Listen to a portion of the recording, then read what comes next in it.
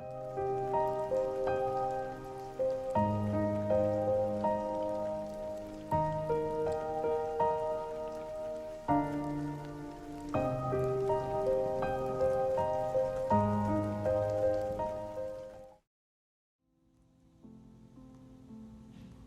YN, meet Buns after I change. You wanna join?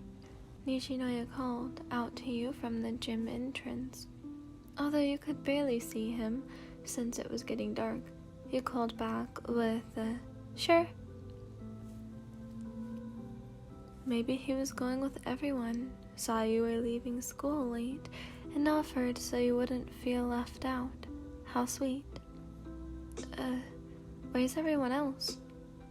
No one followed behind Nishinoya. Like usual, the lights in the gym were shut off. No one else in sight. They had a lock-up, but Hinata and Kageyama were arguing on something, so Daichi had to discipline them with some cleaning duties. Not surprising. Not one bit. The two of you walked in silence toward Yukai's store. Nishinoya had his hands deep in his pockets. His sleeves rolled down to avoid the cold breeze. The only sound either of you heard was the sound of your feet hitting the pavement or small bugs flying about an alarming speed. Coach's store should be right. Something wet hit Nishinoya's nose. Around, one more falling onto his forehead, then yours. Here.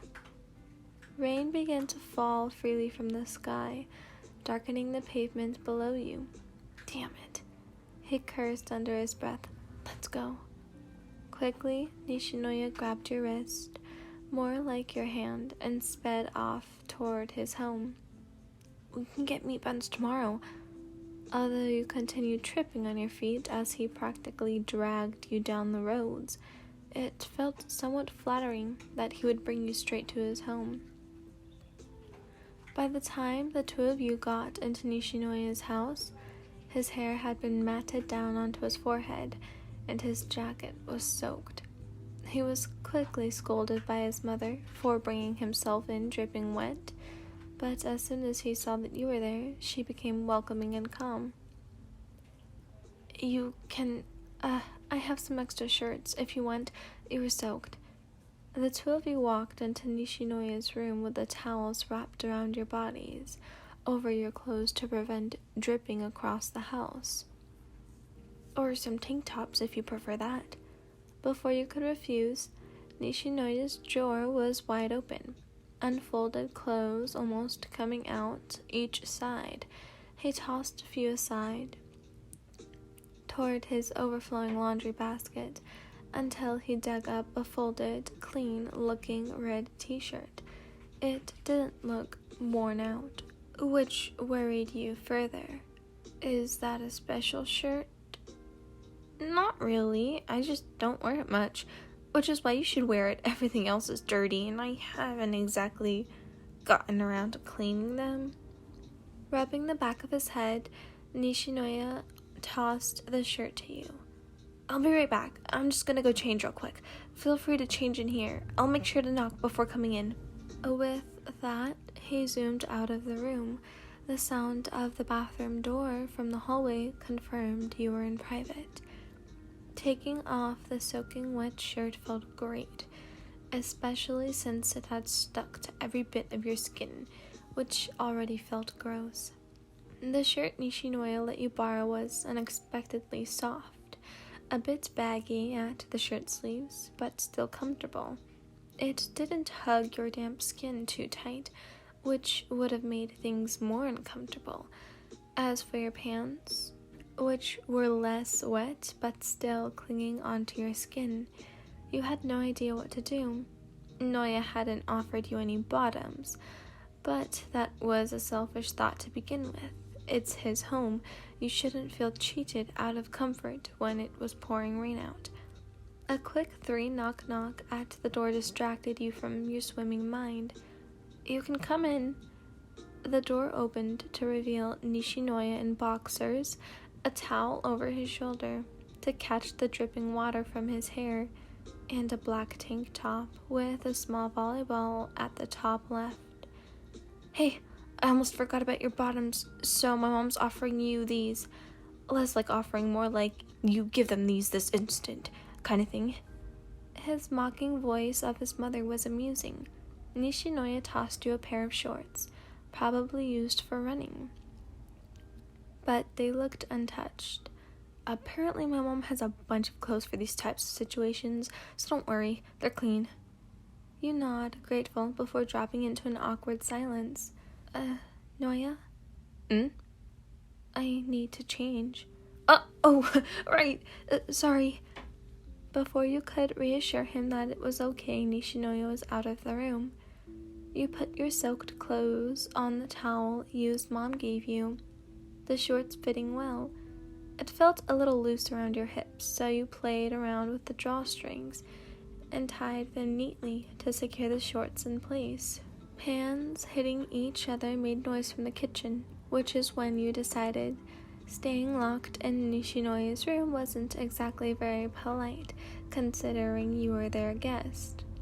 As you went to reach the doorknob, however, it felt easier to open. That was because Nishinoya had also went to open it. "My mom's making dinner," he blurted out quickly. "She also wants you to stay the night." You hadn't exactly thought about staying the night. You would fully expect it to be picked up by someone or walk to the bus stop. But this was so insanely considerate. "Wait, I don't want to intrude, really. I can just walk to the bus stop or something." "Sorry, no can do. Once my mom is set on something, she won't back down from it." At lightning speed, Noya was already on his bed, stretching his legs out. He motioned you to come over, scooting his body over until his side was pushed up against the wall to make room for you. "Sorry, it's kind of cold.